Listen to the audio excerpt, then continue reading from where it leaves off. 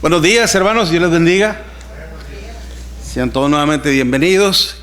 Un gusto verles en este primer día de la semana, en este día domingo, el cual Dios eligió para que todo su pueblo se reuniera para adorar y darle la honra y la gloria a nuestro Dios.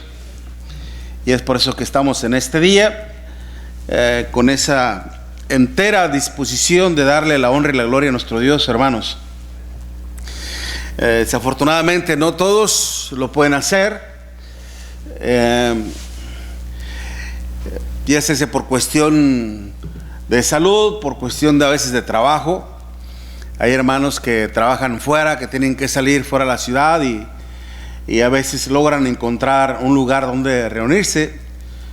Y hay veces que lamentablemente no, ¿verdad? Entonces, bueno, que Dios tenga piedad y misericordia de ellos y que en la tarde lo puedan hacer. Pero nosotros estamos aquí y gracias a nuestro Dios. También aquellos hermanos que nos estén viendo por las redes sociales, ya sea a través en vivo, a través de la página que tenemos en YouTube, Iglesia de Cristo Northside. Recuerden, hermanos, tenemos esa página en el internet, en YouTube, para que también pueda compartir con sus parientes, amistades, compañeros de trabajo, etcétera. De hecho, si necesita tarjetas, al menos yo mandé a hacer algunas hace tiempo, y era cuando no tenía un lugar fijo donde trabajar como ministro, y es por eso que nada más viene mi nombre. Pero si usted necesita tarjetas así, yo le puedo dar, y ya nomás usted al reverso de la tarjeta le puede apuntar la dirección de aquí del edificio de la iglesia. ¿Cuál es la dirección de la iglesia? El 2001 Lincoln.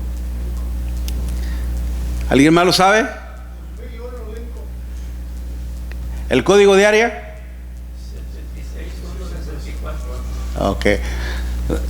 Le paré un poquito acá al hermano porque el hermano sí sabe, él sí sabe. Okay. Sí, no, siempre anda aquí el brother para ver si los demás también saben, ¿no? Tratar de memorizarnos, hermanos, la dirección de aquí en la iglesia para cuando sea necesario que digan, pues dame la dirección. Y fíjate que no me la sé. Y bueno, el número de teléfono del hermano, y fíjate que tampoco lo sé. Válgame. Pero si nos preguntan el número social, el Social Security, que le llaman unos, ¿no? Luego, ¿no? 480-336065. De voladita, ¿no? No lo sabemos. Sí. Nada más nos memorizamos los cuatro últimos números, ¿no? Pero sí, hermanos, si necesita tarjetas, dígamelo con toda confianza y yo le puedo dar algunas. Y así para empezar también a repartir. Y yo les pongo, he repartido varias en el trabajo y les pongo también la página de YouTube y también el Facebook, ¿no? El Facebook de la Iglesia de Cristo Northside. Nomás póngale ahí una ¿cómo se le dice?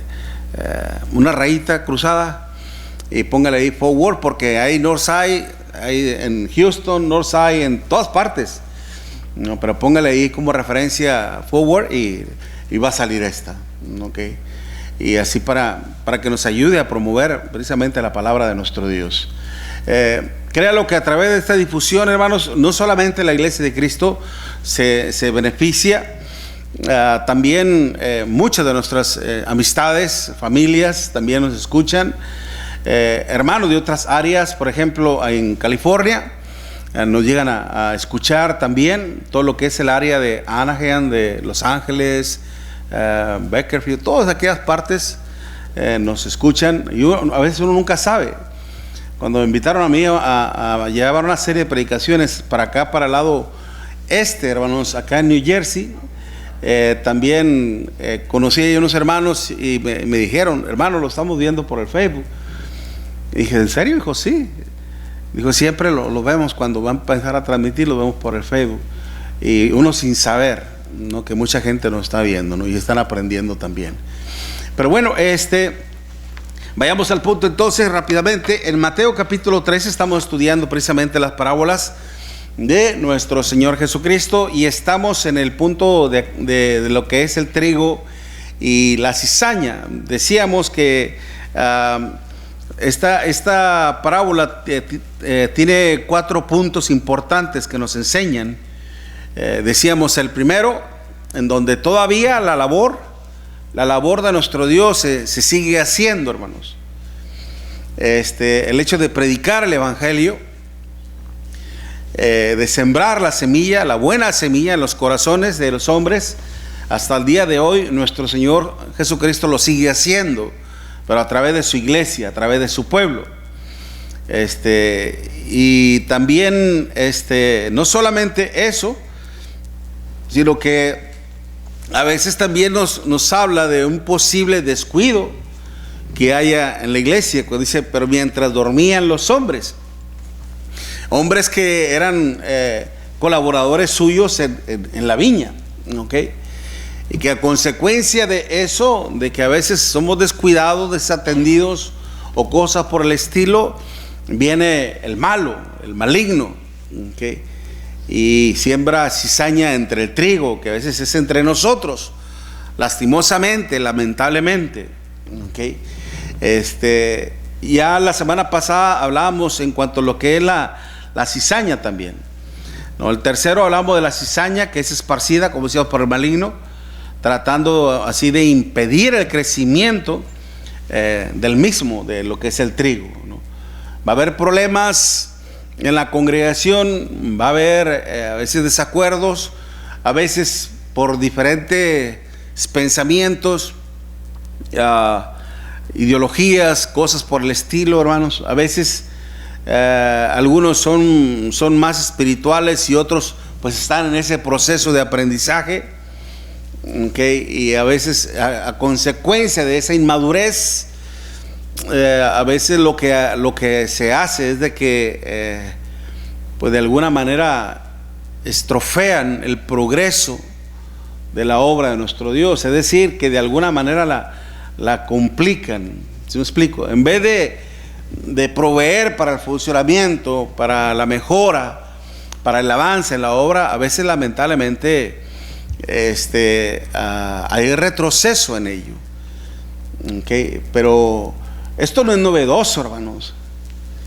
Esto no es novedoso. Aún pasó. ¿Usted cree que entre los apóstoles no había problemas?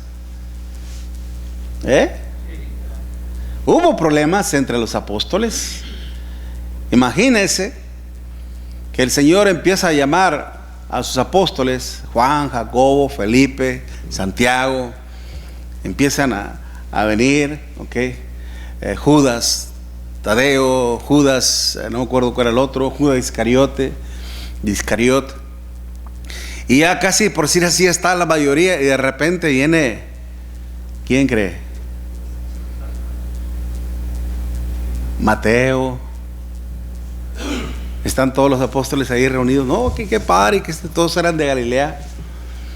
Pero de repente viene Mateo, Leví, Mateo, de repente lo ven y ¿qué está haciendo aquí?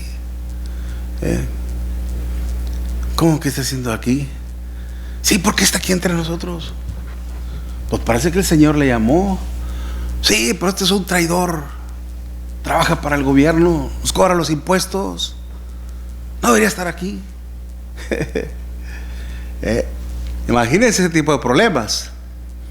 Cuando uno es prejuicioso, usted sabe lo que es un prejuicio, ¿no? Dictar un juicio con previa anticipación, sin saber, sin conocer. Y eso es juzgar a la gente sin saber. Cuando nuestro Señor Jesucristo vio a Mateo, ¿qué fue lo que hizo el Señor? Le cuestionó, le preguntó: ¿qué haces aquí? ¿Para quién trabajas? ¿Por qué haces esto? Le cuestionó el Señor. ¿Qué fue lo que hizo el Señor?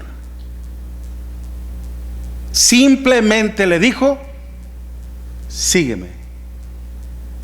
Fue todo. ¿Y qué hizo Mateo? Simplemente le siguió, dejándolo todo. No le importó, hermanos. que tuviera problemas, que ese descuido, esa desatención repercutiera en su trabajo, le afectara negativamente su trabajo. Nada de eso, simplemente lo dejó todo y siguió al maestro. Pero precisamente no solamente era una cuestión de diferencia de socialismo, sino aún también de caracteres, de forma de carácter también. Acuérdese de Juan y Santiago cuando fueron a Galilea y no fueron recibidos. ¿Y cómo regresaron? ¿Bien contentos? ¿Bien satisfechos? Bien enojados, bien airados. Ahorita que lleguemos con el Señor, le vamos a decir que oremos así como oró Elías, para que descienda fuego del cielo y los acabe a todos, los destruya a todos. ¿Qué es eso? ¿Acaso no es la carnalidad todavía en pleno apogeo? O sea, todos tuvieron un proceso, hermanos. Todos tuvieron un proceso de crecimiento, de desarrollo. La cuestión aquí es precisamente ayudarnos mutuamente. El Señor, nuestro Señor Jesucristo, hermanos, principalmente Él ni estuvo ajeno, ni estuvo exento de la labor de Satanás. Exento en el sentido de que Él no pasó por eso. Él no tuvo nada que ver con Satanás en el sentido de que no tuvo ningún encuentro con él, nunca le tentó, al contrario. ¿Sabía usted que el más fiel seguidor de nuestro Señor Jesucristo fue Satanás? En el sentido de que le seguía. A eso me refiero, no me vayan a confundir o no me vayan a malinterpretar yo. Que fue un fiel seguidor, pero no un fiel hacedor, obviamente, de la palabra del Señor. Un fiel seguidor, le siguió desde toda su vida, desde que inició su ministerio hasta aún en la cruz. Ya una vez que murió le dejó. Mas sin embargo, por eso el Señor los advierte de esto, de que su labor, su tarea no va a ser nada fácil en la iglesia. Ni externamente ni internamente, porque la mala semilla o la labor de Satanás, hermano, no solamente se centra aquí en la iglesia. Aquí es donde sabemos muy bien que ataca más, es más, ¿cómo le podría decir? Más veloz, más sediento, más hambriento. Afuera pues ya los tienen en el bolsillo. Mas sin embargo, por eso la maldad existe, como lo vemos ahí mismo en Mateo, no lo dice bien claramente. Cuando el Señor nos explica esta parábola en Mateo capítulo 13, cuando dice el versículo 38, el campo es el mundo. El campo es el mundo. La buena semilla son los hijos del reino, y las cizañas son los hijos del malo, el maligno. El enemigo que la sembró es el diablo. ¿En dónde la sembró? En el mundo. Está esparcida, hermanos. Está esparcida por todas partes. Precisamente cuando veníamos escuchando el programa de nuestros hermanos de Labón en la radio, y no sé qué hermano, me imagino que era uno de los Rendón, el más chonchito, está gordito igual que yo, y el hermano estaba hablando acerca de la parábola del hijo pródigo, y le decía a mi esposa, le decía, mira, te voy a enseñar esto para que en algún momento tú también lo compartas con tus amistades. Y la enseñanza es esta, porque esa historia, hermanos, contiene un mar de sabiduría, enorme sabiduría. Apunta hacia muchas direcciones. Por donde le veas hay mucha sabiduría.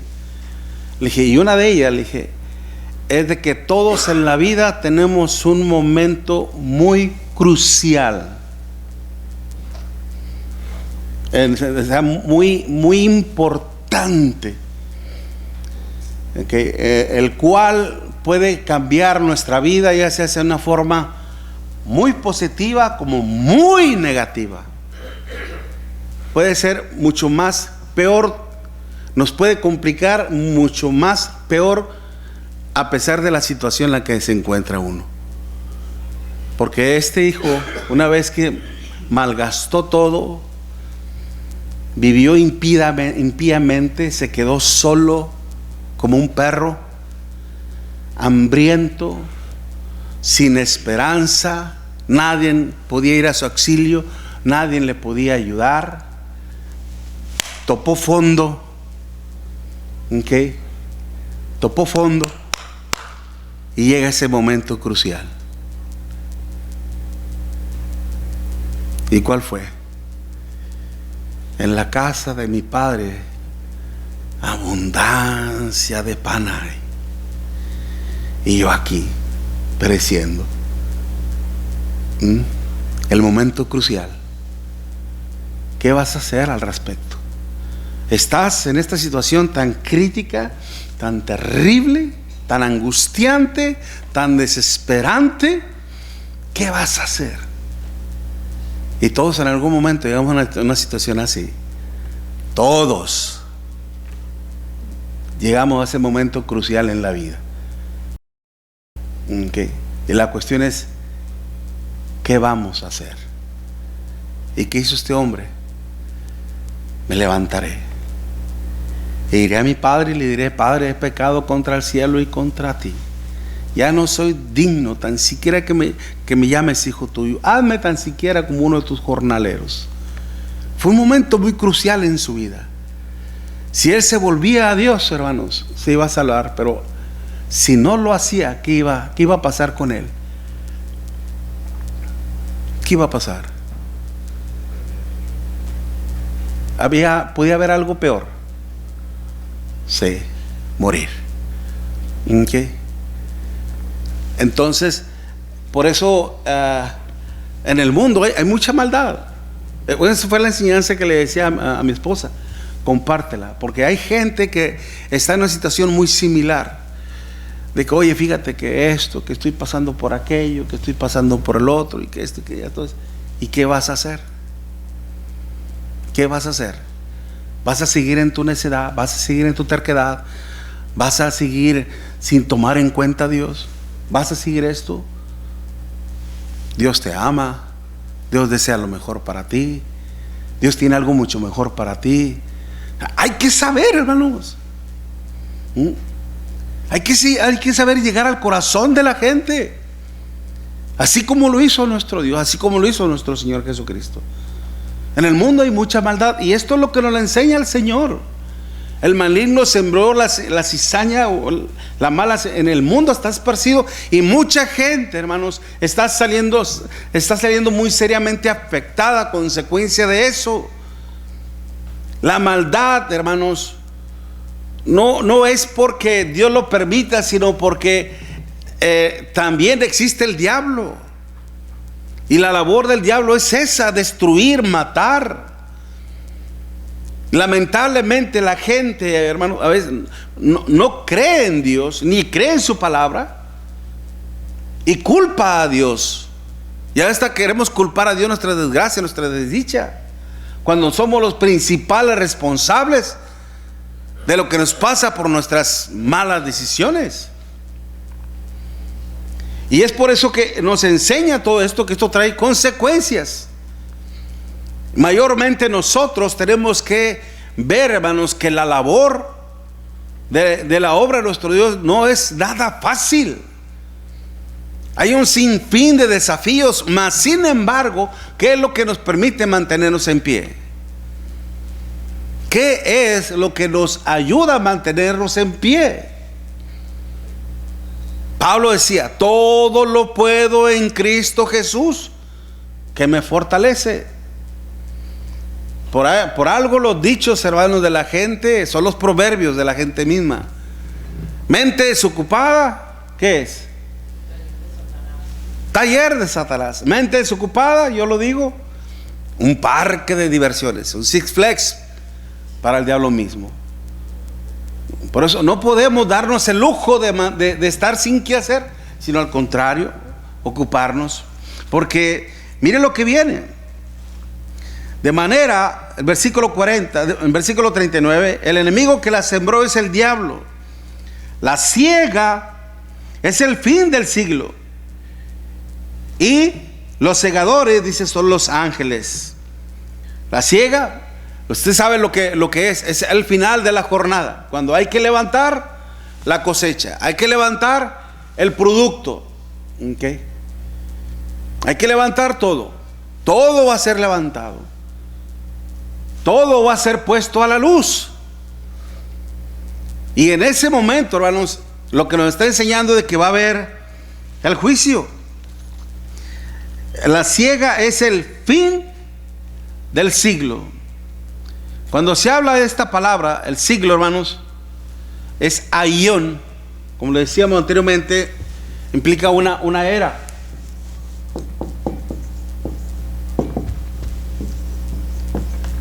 Y obviamente es la era cristiana. Vivimos en la era cristiana. Se vivió la era patriarcal, la era judía. Estamos viviendo la era cristiana. Cuando venga nuestro Señor Jesucristo, pondrá fin a esta era. La siega es el fin del siglo y los segadores son los ángeles del Señor. De manera que como se arranca la cizaña y se quema en el fuego, así será el fin de este siglo. Enviará el Hijo del Hombre a sus ángeles y recogerán de su reino a todos los que sirven de tropiezo y a los que hacen iniquidad. Y los echarán en el horno de fuego, ahí será el lloro y el crujir de dientes. Entonces los justos resplandecerán como el sol en el reino de su Padre. El que tiene oídos, oiga para oír. El que tiene oídos para oír, oiga. ¿Okay? La cuestión entonces, esta es la era en que vamos a vivir, hermanos, y prácticamente el juicio de nuestro Dios,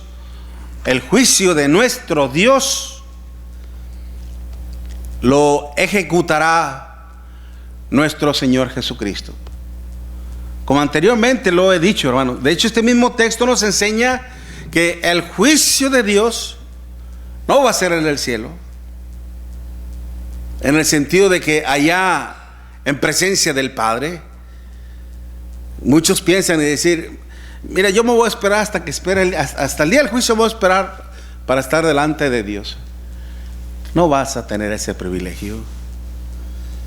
No se trata aquí como en la justicia de los hombres, que cuando usted siente de que su caso está siendo mal juzgado, usted apela a la Suprema Corte, a la Suprema Autoridad, como lo hizo Pablo, que puso su caso en las manos de la máxima autoridad y apeló ¿a quién? A César. ¿Ok? No va a ser así, hermanos, en este caso. Para estar ante la presencia de Dios, nadie lo va a poder lograr, no sin antes pasar precisamente por este juicio. Aunque el Señor nos dice, los segadores son los ángeles. Y es que cuando venga nuestro Señor Jesucristo, como lo vemos, mire, vaya conmigo rápidamente allá en segunda de Timoteo, capítulo 4, cuando Pablo le decía a Timoteo, te encarezco delante de Dios y del Señor Jesucristo. Segunda de Timoteo 4, versículo 1. Te encarezco delante de Dios y del Señor Jesucristo. Fíjense bien, que juzgará a los vivos y a los muertos. Llegamos ahí, primeramente ahí. ¿Ok? El juicio ¿sobre quién? Vivos y muertos.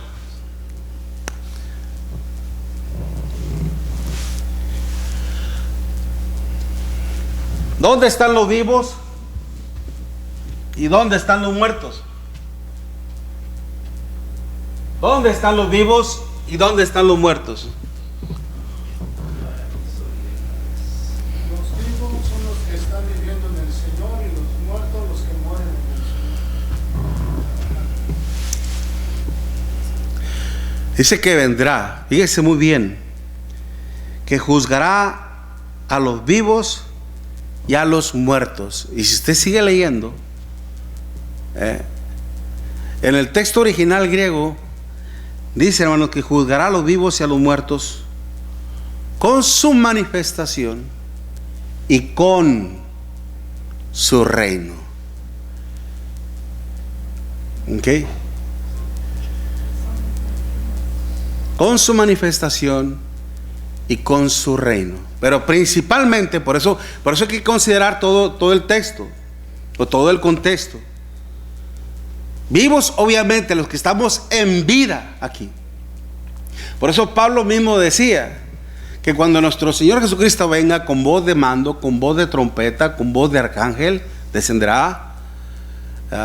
Luego los que durmieron en Cristo resucitarán. Y luego nosotros, dice, lo precederemos.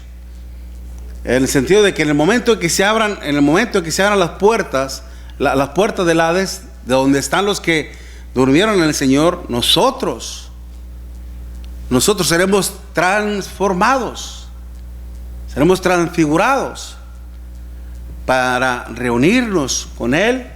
¿En dónde? En las nubes, en el cielo. Okay. Por eso, pero cuando se refiere a vivos, ciertamente los que estamos en vida, porque mismo Pablo dice también con respecto a la venida del Señor, luego nosotros, los que habremos quedado, dando a entender de que si la venida de nuestro Señor Jesucristo se llevaba a cabo, se daba cuando Él estaba con vida. La venida del Señor se podía llevar a cabo, ya se hace cuando Él estuviera con vida, cuando estuviera con los vivos, o cuando estuvieran ¿dónde? En el seno de Abraham. ¿Ok? Pero juzgará a los vivos. Por eso dice Apocalipsis 1:7: he aquí que todo ojo le verá. En una forma de sinécdo que implica que toda persona podrá ver a nuestro Señor Jesucristo. Pero muchos se van a lamentar. Es por eso que dicen, y habrá gran lamentación. Por eso dice, y los que le traspasaron, y los que le negaron, y todas las demás naciones harán gran lamentación. ¿Vale? Porque van a decir, si era cierto, si era cierto. Bien me dijeron que iba a venir el Señor y yo nunca creí. Muchos van a llorar. ¿Se imagina? Como cuando usted pasa por una funeraria o pasa por un sepelio, un funeral, y oye el llanto a la gente, y más de los que aman a ese ser amado, ¿no? Que está en un llanto amargo, un llanto enorme, hermanos. Ahora imagínense en todo el mundo. Hermana Berta. En el reino están los vivos, estamos los vivos, y también están los que hacen tropiezos. Sí, pero en este caso no se refiere en un aspecto espiritual, en el sentido de, porque ciertamente hay unos que están muertos en una forma espiritual y otros muertos físicamente. Así igual también hay vivos que estamos vivos espiritualmente, Efesios 2:1, y Él os dio vida a vosotros cuando estabais muertos, etcétera, etcétera. Y hay otros que están vivos como lo estamos ahorita usted y yo, físicamente. Ahí se está refiriendo a una forma corporal. Okay. Una forma corporal que juzgará a los vivos corporalmente y a los muertos, a los que murieron físicamente. Okay.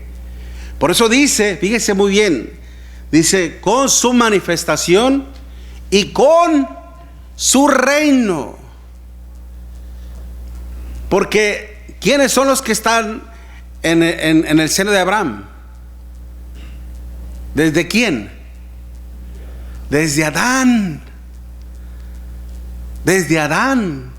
Abraham José, Isaac, Jacobo, todos los demás, todos los que sirvieron a nuestro Dios fielmente están ahí, hasta el último que ha fallecido en la actualidad, fielmente, haciendo la voluntad de nuestro Dios, está en el seno de Abraham, con su reino. ¿Por qué cree que Dios le decía a Satanás, Dios le decía a Job, Dios le decía a Satanás en relación a Job: ¿no has considerado mi siervo Job, varón recto, justo, temeroso de Dios y apartado del mal? ¿Sabe por qué le decía eso nuestro Dios al diablo? ¿No lo has considerado, no lo has tomado en cuenta? Él sí es fiel a mí. No como tú, que eres un traidor, no como tú, que eres un pecador, no como tú, que eres un asesino.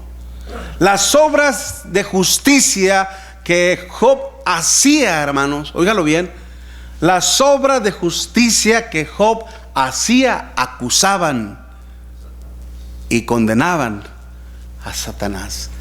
Las obras de justicia que hacen los cristianos juzgan y condenan ¿a quién? Al diablo y a todos sus ángeles y a todos sus siervos. ¿Okay? Por eso dice en su manifestación, es decir, cuando Él venga, cuando Él haga acto de presencia, y no solamente Él, sino que también su reino, su reino. Y su reino obviamente está compuesto porque Él está por encima de todos los ángeles. Él es superior al querubín, al serafín y a quién más, y al arcángeles, querubines y serafines. Él es superior de todos los ángeles. ¿Por qué? Porque Él no es un ángel, Él es el Hijo de Dios. Él los crió. Eso es lo que enseña el libro de Hebreos. Mas por eso, hermanos, Él vendrá con todos sus ángeles, precisamente para mostrar parte de su reino. Y los que estaban en el Hades saldrán a reunirse con Él. Los que estemos en vida. Yo repito las palabras de Pablo: si a usted y a mí nos toca presenciar eso, nuestro cuerpo será transformado. O si ya morimos, entonces saldremos ¿de dónde? Del Hades, del seno de Abraham. Pero el juicio que estamos llevando a cabo se va a llevar aquí en este mundo. Aquí en este mundo. ¿Ok? La única forma de evadir el castigo de nuestro Dios, hermanos, por eso se habla. Por eso se está diciendo, estamos viendo ahí en Mateo capítulo 13, el castigo o la sentencia. Enviará el Hijo del Hombre a sus ángeles y recogerá de su reino ¿a quiénes? A todos los que pero fíjense muy bien, recogerán ¿de dónde? De su reino. ¿Ok? El buen juez por su propia casa empieza. ¿Ok? Como, mire, si va conmigo, Primera de Pedro, capítulo 4. Primera de Pedro, capítulo 4. Primera de Pedro, capítulo 4, versículo 14. Primera de Pedro 4, 14. Si sois vituperados por el nombre de Cristo, sois bienaventurados, porque el glorioso Espíritu de Dios reposa sobre nosotros. Ciertamente de parte de ellos Él es blasfemado. O sea, los que viven impíamente en el pecado, y algunos que se dicen ser cristianos pero viven contrariamente.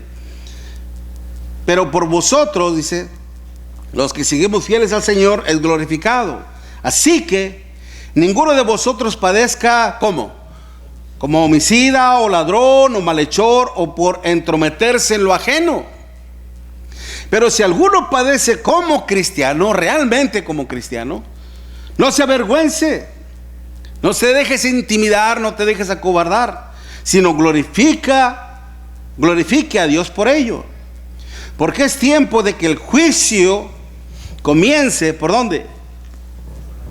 Por la casa de Dios. Y si primero comienza por nosotros, ¿cuál será el fin de aquellos que no obedecen al Evangelio de Dios? Si el justo, da una cita, si el justo con dificultad se salva, ¿en dónde aparecerá el impío y el pecador? ¿En dónde cree que van a aparecer? ¿En dónde cree que van a terminar? En el castigo eterno, en el infierno. ¿Ok? Pero el juicio empieza por la casa de Dios, por nosotros. Por eso el Señor nos dice: recogerá de su reino a todos los que sirven de tropiezo, de trampa. De trampa. Eso es lo que significa.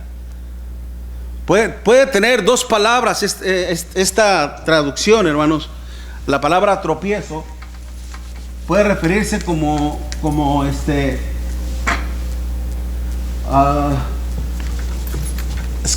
escándalo o escandalizo.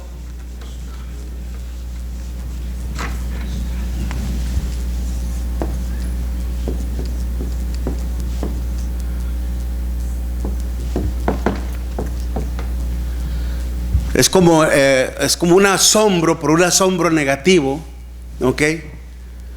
Lo voy a poner aquí.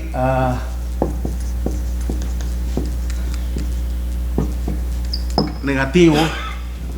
Es como cuando lamentablemente a veces un cristiano cae y todos los que no son cristianos, ya ven, y decía que era cristiano.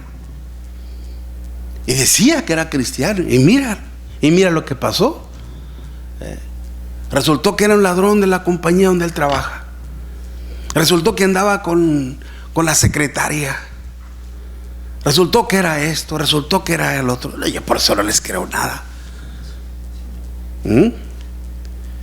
De hecho mismo nuestro Señor Jesucristo nos dice: bienaventurado es aquel que no halle tropiezo en mí. Y esto, lo que dijo el Señor, hermanos, tiene una enorme sabiduría. Necesitas ponerte a estudiar. A lo poco que yo he podido averiguar, hermanos, acuérdense, ¿qué es la iglesia? El cuerpo de Cristo. Y cuando ponemos nuestra mirada en un hermano, en una hermana, en la cual cayó, y déjeme decirle, no todos estamos exentos, podemos equivocarnos. Si cayó Salomón, ¿verdad? ¿Cuánto más uno? Pero que no nos sirva de confort tampoco. ¿Okay?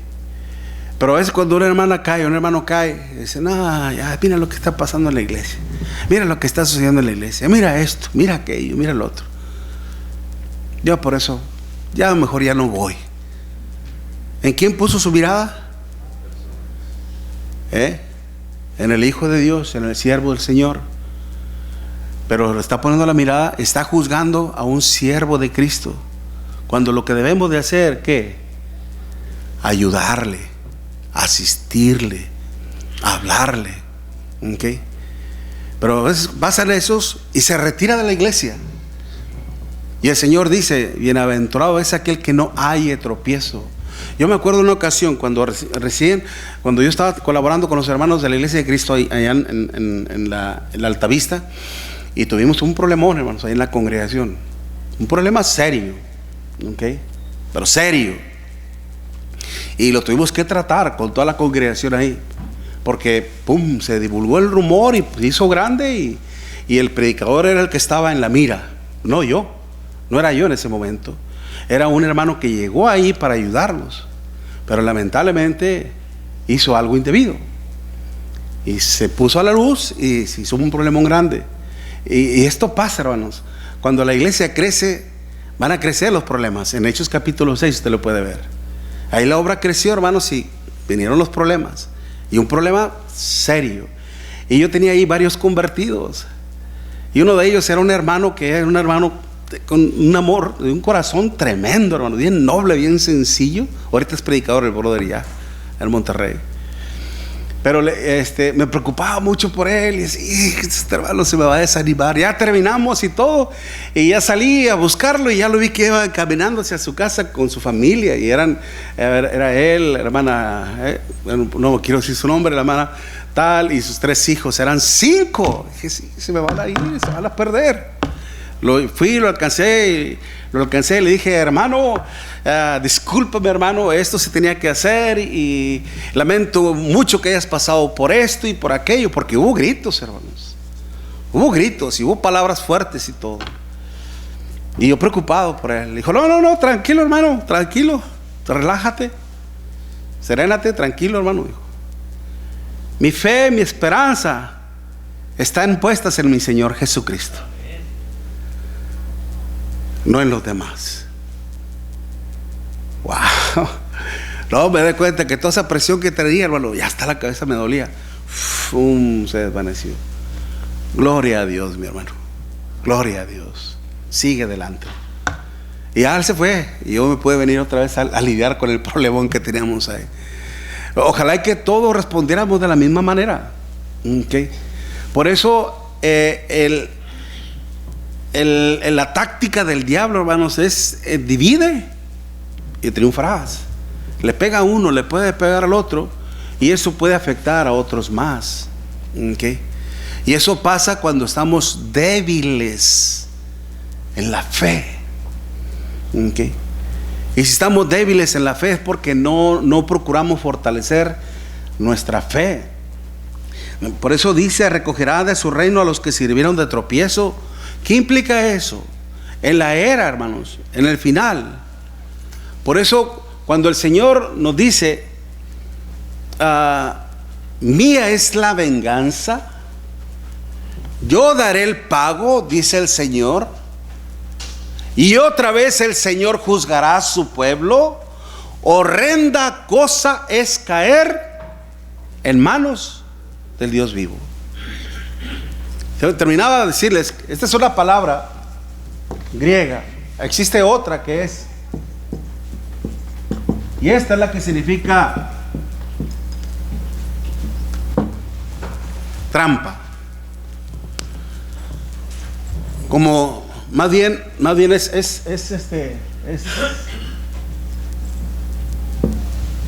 no es celo, es cebó. ¿Ok? De esa palabra cebó proviene la palabra lo que es un cebo. ¿Qué se le pone al pescadito para que caiga, mi hermano? Ponle un cebito. ¿Ok? Y cae. ¿Ok? ¿Y qué es eso? Cuando le pones tú el anzuelo, ¿acaso no es una trampa? Es un engaño. ¿Se acuerdan del pececito ese que salió en la película de ¿cómo se llama? Mimo, ¿verdad? Que tenía así como una lamparita, un pelito así, que alumbraba en lo más profundo del mar. Y venía el pececito ingenuo y atraído por la luz, sin darse cuenta, iba a la boca del pez, ¿verdad? Bueno, esa es la trampa. El cebo es la trampa que está poniendo Satanás a muchos cristianos. ¿Ok? Y no ven que atrás de eso está la voracidad del diablo. Pero, hermanos, a veces, lamentablemente, como decía el apóstol Pablo, tendrán apariencia de piedad. Va a ser muy difícil identificarlos. Como la cizaña. Okay. Aunque sí tiene sus características, por eso hablamos de las características de lo que tiene. La cizaña se mantiene erguida, no da fruto, es una de las evidencias. El único fruto que da lo da negro, o sea, malo. Okay. No da ciertas evidencias. El árbol por su propio fruto se da a conocer. Sin embargo, ¿a quién le corresponde dictar el juicio? Dios. Él, ¿verdad? Separará todo. Y a los que sirvieron de tropiezo y a los que sirvieron de iniquidad, dice que serán tomados por los ángeles y echados ¿En dónde? En el fuego eterno. Ahí será el lloro y el crujir de todos, al castigo eterno. Por eso, el punto es, hermanos, ¿qué es lo que nos puede enseñar esto a nosotros para acabar con esta parábola? No erréis. No erréis. Dios no puede ser burlado. Todo lo que el hombre sembrare, eso también segará. El que siembra para su carne, de la carne segará corrupción, es decir, muerte. Mas el que siembra para el Espíritu, del Espíritu segará vida eterna.